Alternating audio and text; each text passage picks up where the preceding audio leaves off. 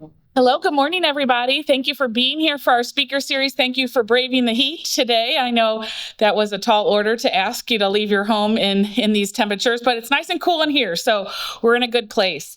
My name is Kate Gleason, and I'm the membership director. I see very many familiar faces, but is this anybody's first member speaker series? Okay, a few, but I knew there were a lot of loyal attendees here in the crowd today. Before I introduce Wendy, I do want to do a plug. You've seen you've seen our slides scrolling, and you might have seen the one for next month. So I want to put a plug in for that and tell you a little bit about that program that I'm really excited about.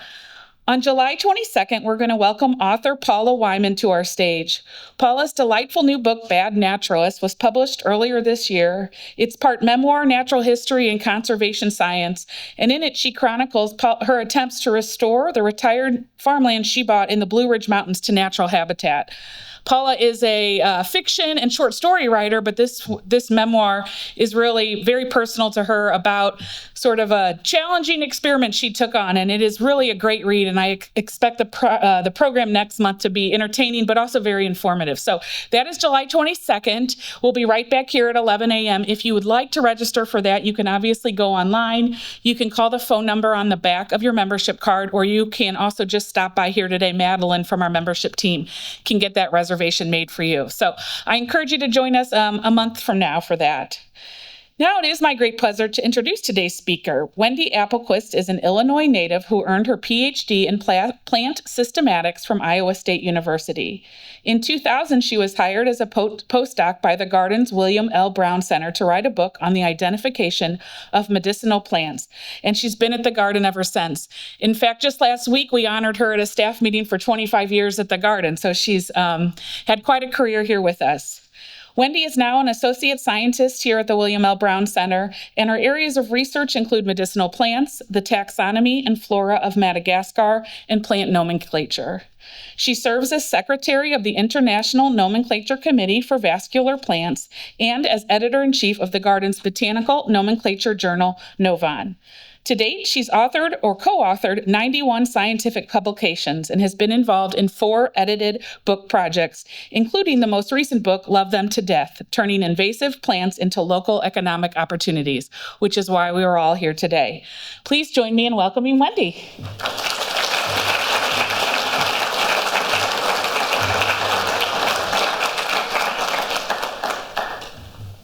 Thank you, Kate, for that very warm introduction.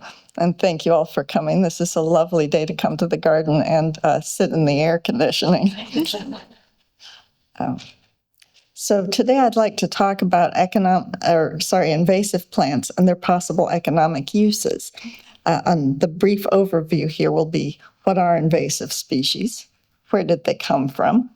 Their ecological significance, their potential uses, and management tactics and harvesting of invasive species. So first of all, what's an invasive species? Well, basically, it's one that's moved from its native habitat to another habitat and starts growing out of control in the new place. In the United States, there's a specific definition, legally, a non-native species that causes harm to the environment, economy, or human, animal, or plant health. So this excludes a lot of things. It excludes native weeds, even if they're a real problem. It excludes most non-native introduced species, because even if they are established and they grow here, they're not causing a lot of environmental damage, so they don't qualify as invasive. Native range expanding species, even if you don't like it that they're expanding their range, they don't qualify as invasive. Dandelions are introduced, they are weeds, but they aren't really invasive species because they're not really doing a lot of harm. An introduced species can be invasive in one area but harmless in another. So kudzu, for example, is very harmful in the southeast, but it wouldn't even survive in Montana. Whereas St. John's wort, which doesn't grow very well here, is a serious invasive weed in rangelands in the western United States. So when things are Really invasive, we can usually see it because they just grow in masses.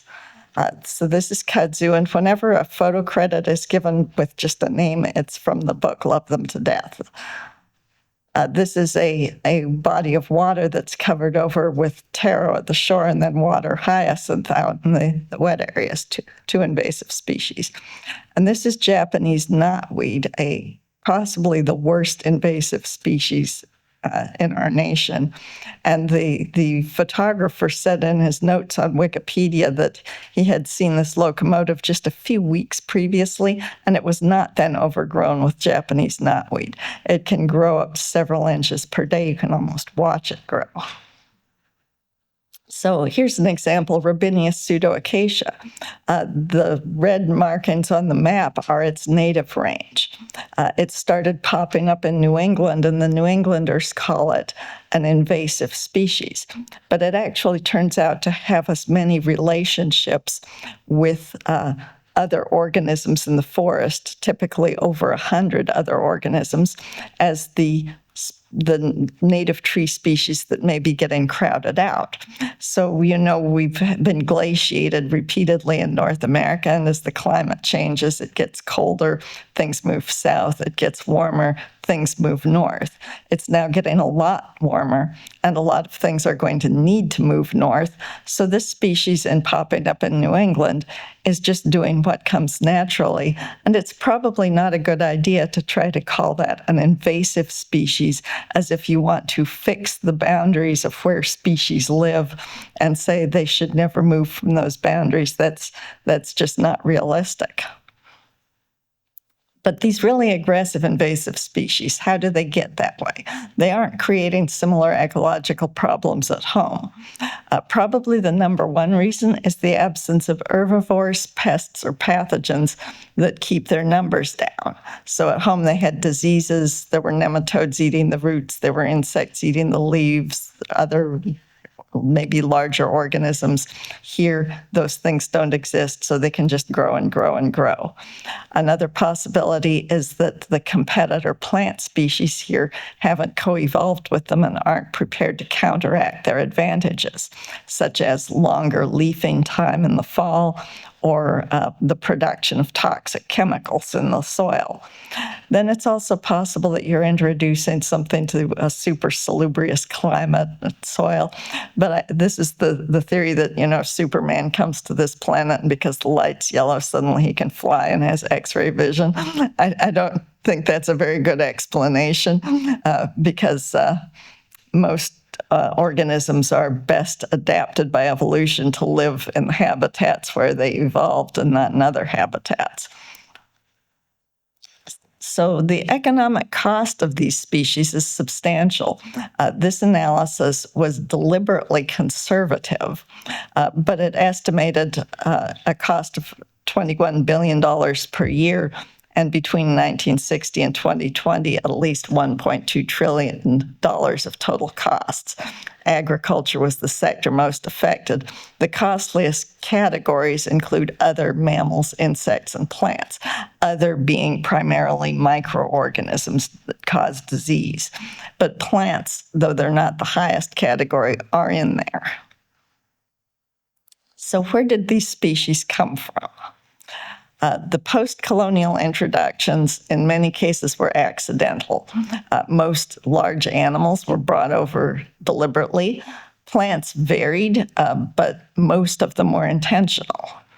Nordlehen and colleagues in 2013 reviewed 1,100 reported non-native invasive plants, or weeds, and found that 60% were definitely deliberately introduced. Only 11% were known to have been accidentally introduced.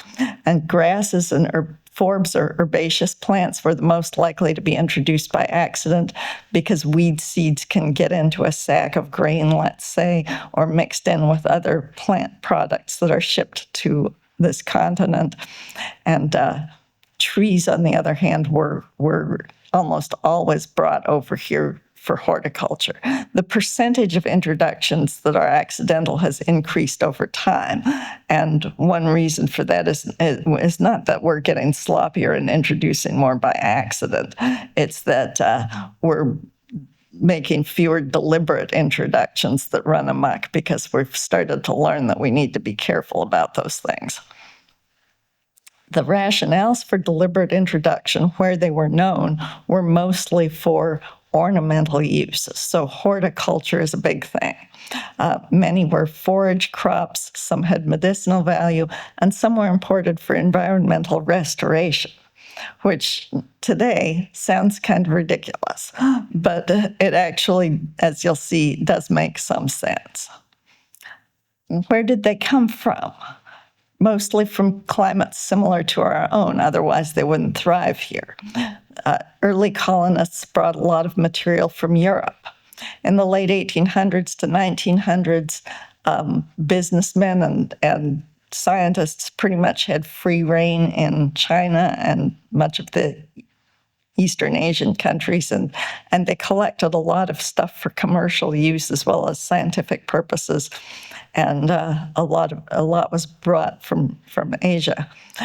They settled in very nicely in the eastern United States because there's a floristic disjunction in which the floras of the eastern United States and East Asia are more similar than the flora of Western United States between them. The habitats are more similar, the climate is more similar, and many millions of years ago, North America and Asia were part of a giant supercontinent called Laurasia, Gondwana being the southern supercontinent.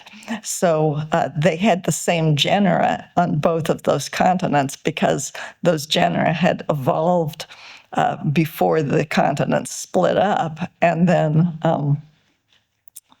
they persisted in the eastern humid temperate forests of both continents. So where did they go in the United States? This was Lehan et al.'s count only of species of known origins. So the numbers show the total number of species of known origins that are invasive in different states. And you can see there's a lot on the Pacific coast, a lot on the East Coast. Those are kind of pleasant habitats that a lot of plants can live in. And there are a lot of people, a lot of human residents who have gardens and planted these things. There are also hot spots. Tennessee is a big hot spot. Southern Florida is a big hot spot. It's one place where a lot of tropical and subtropical species have been introduced in horticulture and have become invasive just at the southern end of Florida. So a lot of these introductions were deliberate in the eastern U.S. In the western United States, there were far fewer introduced species that became invasive because it's a harsher environment. A lot of it is montane, and fewer species can live there. And a much higher percentage of those species were accidentally introduced. Well, their ecological significance is obvious at a site-specific level when you look at those pictures. They kill and outcompete the native plants. They grow over them, they suck up water, they take up the sunlight, they crowd them out or actually grow over them and bear them down with their weight in terms of vining species. So they really can wipe out populations of native species. Some also produce compounds in the soil that kill competing species, which is called allelopathy. Bush honeysuckle is one of the things that do that. And the aquatic invasive species can cover bodies of water with plant growth and choke out the sunlight so that other things don't get to photosynthesize. These effects have a lot of downstream effects on other organisms. Plants have insects that pollinate them, birds that distribute the fruit, nematodes that eat the roots, fungi that form relationships with the roots and produce mushrooms and the like, mammals that live in holes in the trunks, and on and on and on, typically more than 100 relationships per tree species. And if those species are crowded out, many of the species that are in these relationships with them also won't be able to live. And then when they decline, their loss may threaten other species. If, for example, a particular bee or butterfly pollinated more than one species, the loss of its population will threaten other plants. And then in the aquatic organisms, fish can also be affected when the surface of a lake is covered over with something like purple loosestrife.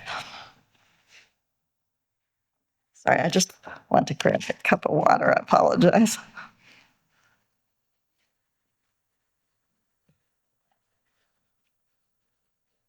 So these harms are not randomly distributed because a generalist feeder or pollinator can maybe cope with the invasive species. Maybe it can actually eat the invasive species or use its pollen or nectar. And if it can't, at least when it has to move down the road, it will find other things that it can use. Specialists have more of a problem. So the honeybee, for example, which is also not a native species, will thrive on many different plants, but a specialist bee that only pollinates one particular plant, if that plant gets crowded out, it may not be able to live in that area anymore. So, do invasive species have any ecological benefits? Sometimes. Several were introduced initially for erosion control. In the Southeast, in particular, at the turn of the 20th century, agriculture was very unsustainably conducted. The soil was depleted without the nutrients being replaced, so it became less and less able to support plants. And you found the bare soil that was exposed being eroded with every heavy rain, washed into the rivers. And if you lose enough of the topsoil, you wind up with this very sterile subsoil that almost nothing can grow in. So these species like winter creeper and kudzu that could grow in very poor soil were introduced so that their roots could hold on to the soil and eventually build soil and keep it from being lost. And arguably that is actually better than having bare soil that will be permanently washed away and depleted, because soil is usually not really rebuilt on a human timescale. The only problem is the kudzu doesn't stay on those highly degraded areas. It moves. So let's think about potential uses of invasive species. They form these large populations. Of course, we use plants for almost everything and have for hundreds of thousands of years, but these days, almost all of the plants we use, even trees, are cultivated except for very valuable things like American ginseng, things that are worth a lot of money or that are very difficult to cultivate, get hand gathered. But otherwise, people grow them because plants are generally sort of interspersed in the landscape, and picking a useful amount is very time consuming. It's labor intensive. But the neat thing about invasive species is when you've got it, you've got a whole big patch at once, and you could potentially come and chop down that patch and get enough material to really do something useful with. So this is an example of Vietnamese and Greek foods that are using taro root. And I'll point out for food use that dozens of invasive species are edible, just like hundreds and thousands of other plants are edible. But even the most familiar food plants often have to be prepared in specific ways to make them good to eat. So if you've had tapioca, that's made from cassava, and some cultivars of that have enough cyanide content that they really aren't good to eat and could even make people sick if they aren't processed properly. We don't eat raw wheat berries either. We have to know how to process them.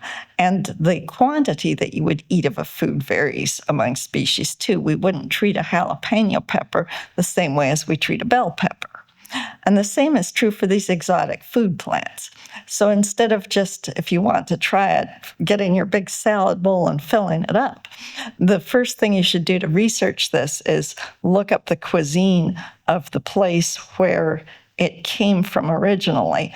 Look for a few recipes that say how the people who used that as a native species would cook it and prepare it.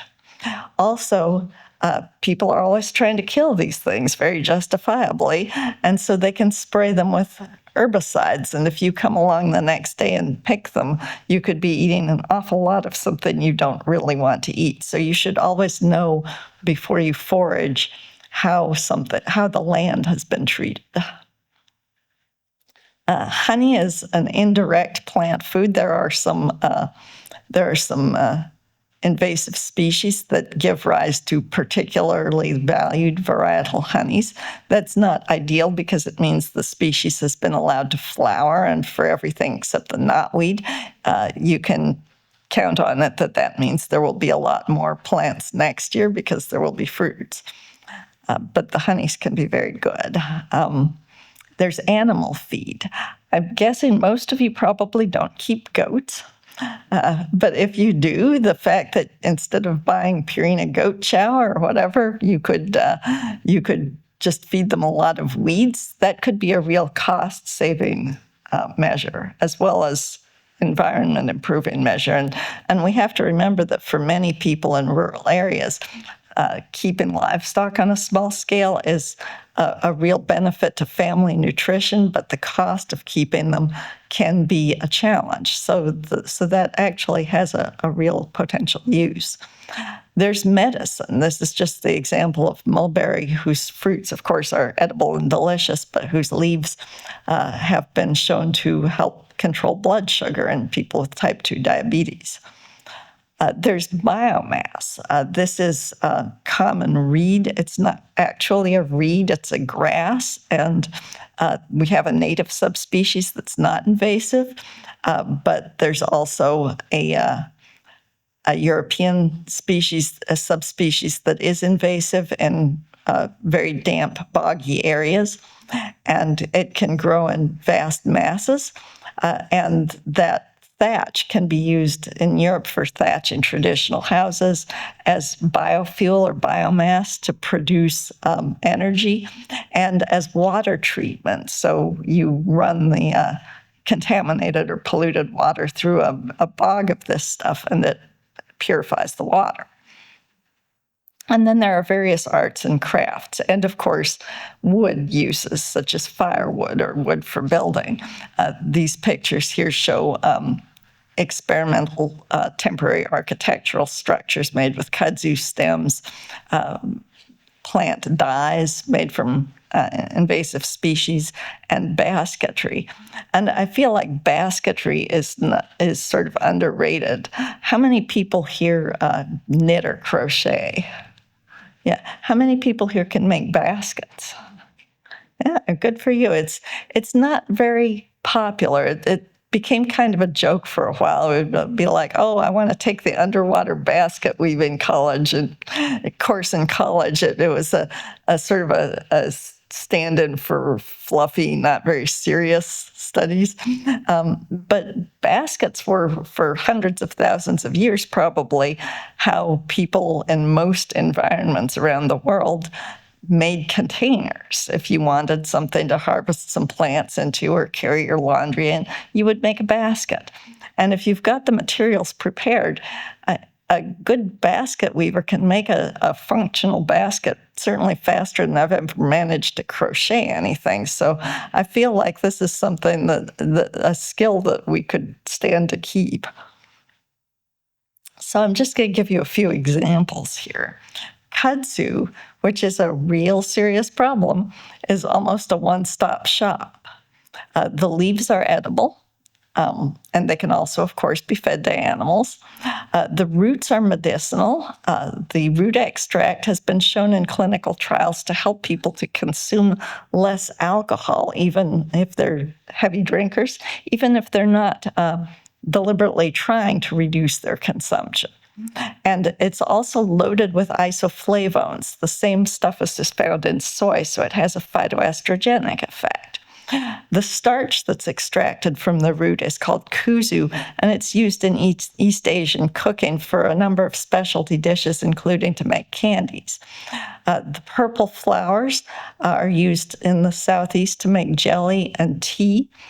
It's possible that in North Carolina and the Sandhills, they are responsible for the occasional occurrence of purple honey, but that's highly disputed. Some beekeepers think kudzu is the source of purple honey, others think not, and there's been no scientific study of this yet. I hope there will be. The stems, of course, being long and vining, can be used in basketry and similar structures, and the stem fibers can be processed, spun, and woven into fabric that has special cultural uses in East Asia.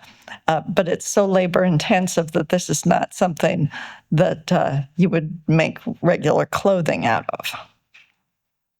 White mulberry, again, this is a multi-use product. The leaves I mentioned are medicinal, and the root bark. The fruit's very nutritious. The leaves can feed animals and silkworms.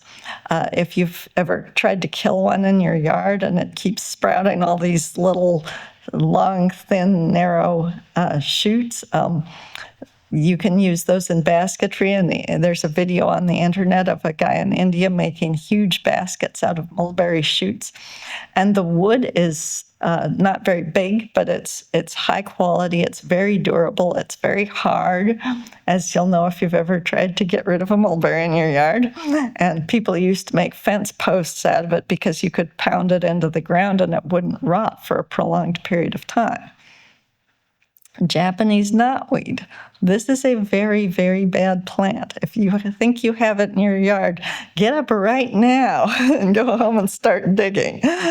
You should never tolerate this around. It's very bad. There's a chapter in the book where someone is talking about trying to improve our relationship with Japanese knotweed. I don't see that happening. Japanese knotweed is a very abusive relationship. But it is very useful. The young shoots are edible by humans as well as animals. The rhizome is loaded with resveratrol, which is one of those phytonutrients in grape skin that's supposed to be very healthy. You see resveratrol supplements that equate to, like, if you drank a barrel full of wine every day, you would get this much resveratrol. I have doubts about the benefits of that. It promotes longevity if you're a nematode or a fruit fly, but you probably aren't. But the resveratrol in those supplements comes from Japanese knotweed, so the rhizomes have value. The flowers make good honey, which is sold as American bamboo honey often, which is a real serious misnomer. This is a dicot plant. It's related to the little knotweeds that grow on your lawn. Actual bamboos are grasses and do not produce nectar.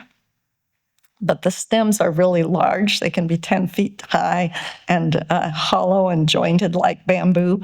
And people use them to build various things. The rhizomes dug up can be used as mulch or for biomass and for phytoremediation. However, they like to grow along wet areas, like along stream beds, by which they spread vegetatively. And they are not good at holding soil because the rhizomes are big and thick. That doesn't hold soil like a mass of thin roots. So you have a bunch of vegetation and it looks like it should be holding soil, but yet the soil is washing out from between those rhizomes. So this is just not a good thing to have around. And it's a real special problem. It can grow 10 feet deep. It can grow 20 feet under concrete and come up on the other side or through a little bitty crack in the concrete. It roots from nodes, both rhizome and stem nodes. So you have just a little piece and it breaks off and gets into the stream and floats downstream and spawns again. The one good thing is in its native habitat, it has plants with female flowers and plants with bisexual or hermaphroditic flowers. Here, it has only female flowers. Almost always the United Kingdom and the United States have almost all of their populations derived from one single female clone, which was shipped overseas and then spread and spread and spread and spread. Now, what that means is even though the Missouri Department of Conservation says that the plant may reproduce from seed, I think that's really, and some plants can produce seed parthenogenetically without a male plant being involved. But I don't believe that's happening with this plant, at least not normally. I believe that it's entirely vegetatively propagated. So you can let it flower and take the honey from it. That doesn't make any difference. But you really don't want to let it live at all because it's such a massive problem. So glyphosate for several years may kill it. People dig it out, but because it can sprout, a lot of places it's even illegal to throw it in a landfill because it will start growing in the landfill. So what they want you to do if you're remediating a stream and you're getting at it with a backhoe, they want you to dig a 5-meter deep hole with that backhoe and bury it at the bottom on site. Or if you bury it shallower, to wrap it up in multiple layers of plastic. Another possibility that's more practical for home use is to leave it out on the driveway until it dries up and then burn it. It should be incinerated because it's such a problem. So here's common reed. I mentioned that before that it's useful for biomass and water purification. There are a few other species that are large grasses or grass-like invasive species that could probably be used in the same way. Garlic mustard is a much, much less problematic plant because it's a little herb and you can yank it up. And it's a biennial, so it flowers in the second year. And if you yanked it up in the first year, it will never reproduce. And so there's an actual possibility of clearing a patch. If you keep going back and yanking, you can actually get rid of the stuff. Well, this is good for pesto and salad flavoring, and supposedly young first-year plants may contain cyanide, but nobody's died of it that I ever heard of. But you know, if you're worried, and it would give a bitter taste at any rate, so I would chop the leaves up and let them sit for a few minutes. That's all. So by the time you've made the pesto, it's going to be perfectly safe. And it's very tasty because it's called garlic mustard because it tastes like garlic. This is one I didn't know that we had this in our area until someone told me last month. Fish mint. The leaves are used as a vegetable in East Asia, and weirdly, they taste like fish. And they're also used for cooking with fish. The rhizomes are very narrow. They can be up to a foot deep, but they're only about this thick, just a few millimeters, and white and straight. And they just chop them into segments and put a dressing over them for a salad or put them in fried rice. This also is one that can put down roots from little bitty stem fragments or rhizome fragments. So again, it's something that you have to be careful if you're trying to get it out of your yard, that you're actually extirpating it and not spreading it. Then there are honeysuckles. We have several invasive species of honeysuckle. You know, all the honeysuckles, you can just suck the nectar out of the flowers. Children love to do that. It's fun. The Japanese honeysuckle is a valued medicinal plant in traditional Chinese medicine. The flower buds, and to a less extent, the root bark, are used for upper respiratory infections, influenza, and inflammatory digestive infections. The long stems are used for basketry. Now, for bush honeysuckle, which is 3 different species and a hybrid, there's a little medicinal use, and the stems, the side shoots could be used for basketry, but it doesn't have the same value, really. So then there's winter creeper. This was introduced as ground cover.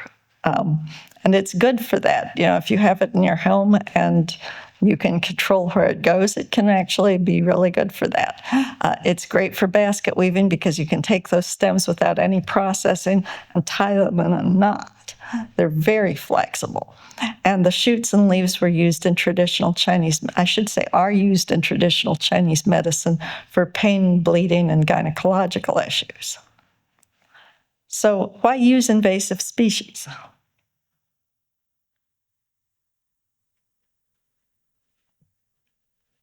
Well, first of all, why use any plants at all? If you actually go out and gather a plant, forage it, or you've grown it, whatever, you get a sense of independence and competence from it. You feel self-actualized. It's like if you take a lettuce out of your garden and you make a salad and you wash it and you tear it up, versus if you just open the plastic bag from Schnucks, you feel so much better about that first salad. You don't just enjoy the taste, you say, I did this. And it gives you a good feeling that many people don't really get in cog in the machine sorts of jobs. So having something you can do at home that gives you that sort of feeling can be valuable for a lot of people.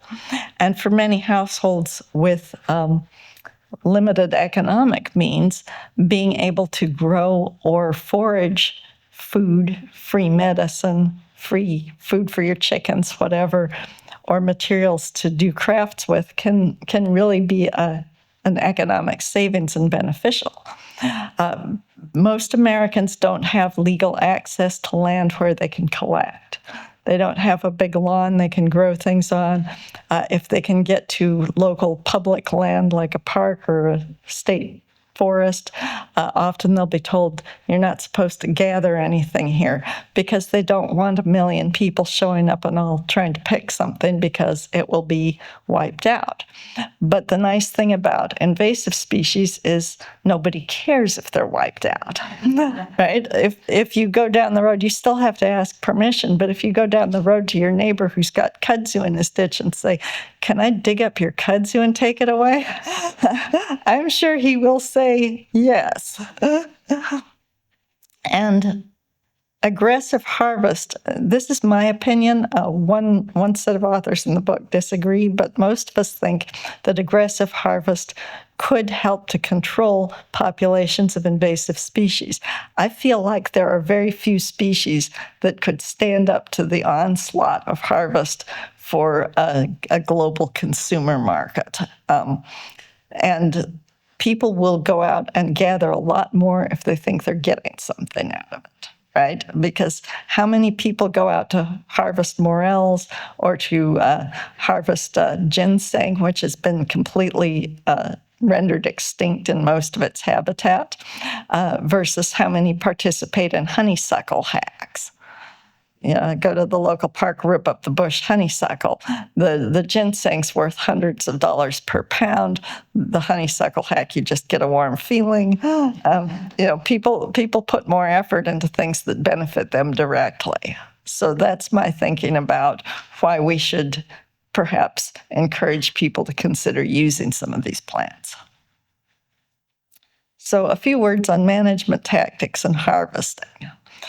Control methods are dependent on the species. You can pull herbs. You can sometimes pull bush honeysuckle, especially in the spring, maybe in the fall when it's dry if you're strong. You can cut woody vines or shrubs back over and over and over. You can dig out things that aren't going too deep. You can have grazing by livestock that substitute for repeated cutting. You can do prescribed burns to at least get the major dry brush out of the way so that then you can reach the stump to cut it and poison it. And you can use poisons, especially after cutting. And there are a few different possibilities. One is to hose the whole plant. One is to cut it and just paint the stem. Now, I feel like the less poison you use, the better. And obviously, if it's sitting right next to your vegetable garden, you don't want to just get out the fire hose and spray with poison. But sometimes herbicides are the best way to manage these things. But obviously, that's not consistent with harvesting. So if you have a piece of land that's under your control, it's yours, and you're trying to keep it nice, and there's an invasive species, don't be trying to harvest it, be trying to kill it. If you can kill it by harvesting it, great. Otherwise, concentrate on killing it. That's my advice. But if it's growing in the city park down the road and it's not your bailiwick, then yeah, go and grab the fruits off of it, go and chop the leaves off of it, whatever you can. So we all know about responsible, sustainable wildcrafting. You don't take everything. You take only a little bit. You don't take a whole patch at one edge of the population. You take one or two here and there. You try to leave the roots. You try to harvest the fruit and scatter it around. If you've read Braiding Sweetgrass, and if you haven't, you should. It's a wonderful book. But Robin Wall Kimmerer in this book describes a study her student did. Sweetgrass is a sacred North American plant, and it's been in decline. And people were saying, oh, you shouldn't be able to harvest it anymore because harvesters will wipe it out. But her student set up test plots and harvested with traditional methods and found that it actually helped the species to thrive. You remove a few big individuals and the little ones have more room, more of the nutrients, more water, they have more ability to grow. So you can harvest and harvest and harvest every year forever and not really make a dent in the population. You don't want to do that with your kudzu. Cutting woody plants once or rarely will almost never kill them. This is actually something people do for sustainable use. Coppicing or pollarding is the technique depending on where you cut it. So if you cut it off at ground level, it's coppicing. Then the plant puts up a bunch of shoots around the edges of the stump.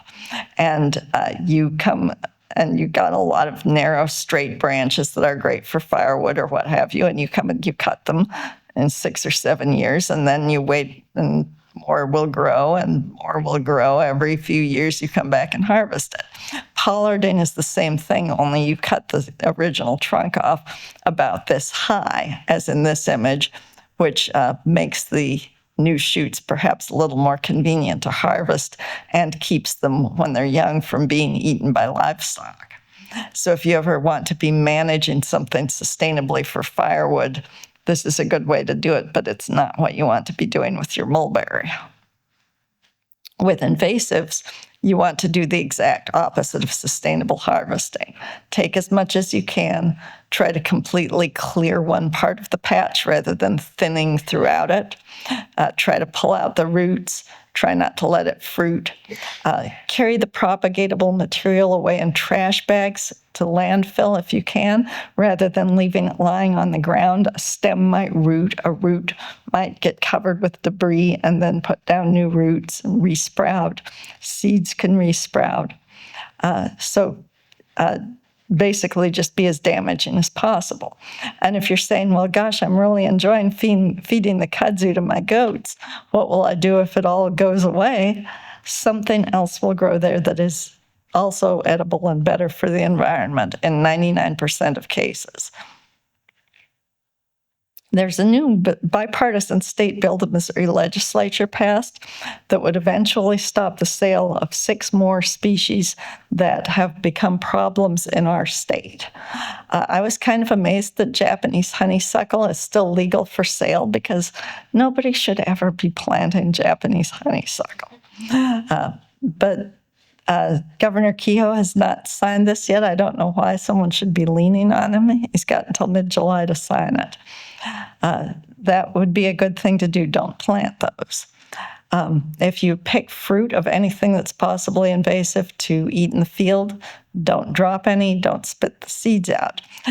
When you've gone to parks or forests, seeds and other little fragments of material can be in your boot treads. They can be in your bicycle treads, your ATV treads, your car treads. They can fall in your backpack. So clean up your gear before you go from one natural area to another. That also applies to boats. If you have a boat and you put it in one lake and there's something like purple loosestrife growing in that lake, some of it could stick on the propeller, say. So clean the boat before you go and put it in a different body of water. Specifically, never move firewood long distance because we have a big problem with invasive insects that carry new diseases that are decimating forests, and they hide under the bark of freshly cut wood, and then they can reemerge. So basically, when you move firewood from one place to another, you can move these insects and their diseases with you. So if you're going to be going someplace a long way away to camp, plan on buying the firewood when you get there. And finally, of course, join in honeysuckle hacks at parks if you can. It's really much appreciated by the park managers. We have them at Shaw Nature Reserve. We love our volunteers. And it's kind of a good feeling to just be able to completely decimate a population and it's guilt-free. Like, I get to destroy it and be rewarded. So please consider doing that. Okay, so I thank you for your attention. If you're interested in learning more about uses of invasive plants, you can take a peek at the book, which is going to be outside, and I'll be happy to take any questions. Any questions for Wendy?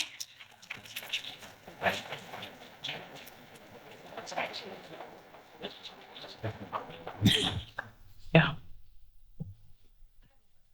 Oh, I'm going to go here first, and then I'll grab you. Can I have two questions? Okay. Okay. The fish, was that fish mint? Fishman, yeah. Is that smelly? Okay. Worked on eradicating some of that last week. But what's the difference between Japanese honeysuckle and what you were saying, bush honeysuckle? The Japanese honeysuckle is a large vine. So if you see something in a forest or park that's growing up into the trees, that if it's not a native, it's probably Japanese honeysuckle, whereas the bush honeysuckle is sort of shrubby and it can get good sized, but it stays on the ground. Oh, as an educator, I just want to ask, what inspired you to take the road that you did with your career in that? Because so often high school students, they're just so narrow focused and they don't realize how they can take their passion or whatever forward. So do you mind sharing with us where that began? With regard to this interest in invasive species or botany in general? Well, yeah, I was thinking of going into molecular biology and breeding square tomatoes that would pick themselves and jump into the box, you know. But then I took a taxonomy course that was a prerequisite for an ecology course, and that was the only reason I even took it. And I loved the course so much that when I had already sent out my grad school applications, and I was like, I've got to change my field because I really just love this, everything about it. I love taking the tests. I love doing the homework. And I said, I've got to do this.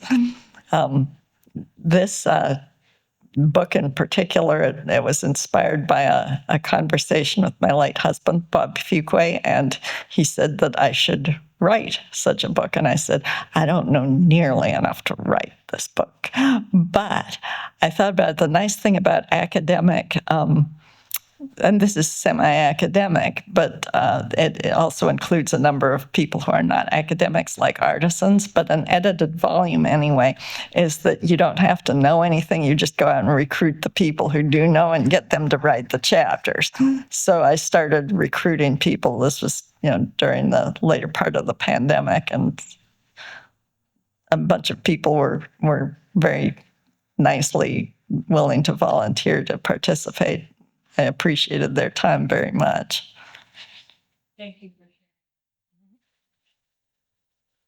Okay, it's me. Yep. Hi, Wendy.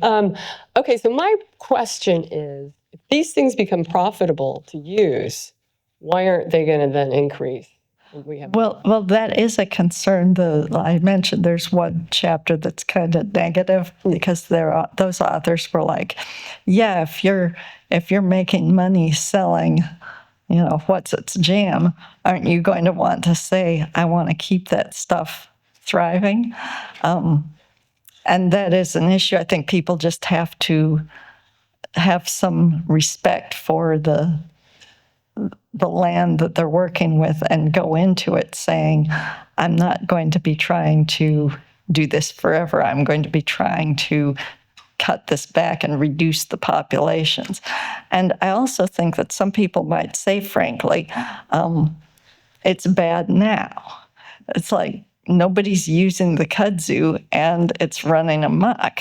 So if we can ameliorate our economic situation in some way by utilizing that stuff, it can't get much worse, they might say. Hi, Wendy. I've noticed, I live down in South County, and I've noticed the heartleaf pepper vine is taking over. Is that kind of like a new kudzu, and is that considered invasive? I think it may be, but I don't really know what its official status is, so I'd have to Google it. Yeah. Over the past few years, Oh dear. that it's gotten more out of control. So I didn't know if that was on the radar as being the new kudzu. Here you go. Add grapevines to that too. Are they? Well, almost all grapes are North American natives. The European Vitis vinifera needs a lot of cozying here, and I don't think it's generally an invasive. I just was out at the Lewis and Clark Great River Research and Education Center yesterday, and they had grapevine all over the place, but it's a native grape, right? And Virginia creeper Parthenocissus quinquefolius is also a native, and so is poison ivy, unfortunately. So you really don't want those things showing up in your yard. They can be very aggressive. So if you have a garden and a fence at the back and a power line over the fence, you want to kill these things, but they aren't unnatural here. So, it's one of those things in the forest. It's just nature doing what it does. Any final questions? Oh, she's coming there with that other mic, and we'll say that's the last question. How do you tell Japanese honeysuckle from non-invasive honeysuckle? That's a good question. I think most of the vines you would see in St. Louis would be the introduced, but there are native honeysuckles also. So you want to be sure before you start ripping. I don't know offhand what the exact characteristics of native species are. So yeah, that's something that it would be worth looking up. Basically, there will be characters that distinguish them. I'm just not sure what they all are right now. But a vine in St. Louis is probably invasive. And the bush honeysuckle is everywhere here. As we all know. Well, thank you so much, Wendy, and thank you all for coming. We hope to see you in July, and then just keep an eye out for your bulletin. We'll have these going through the end of the year every month, so we hope to see you soon. Thank you again.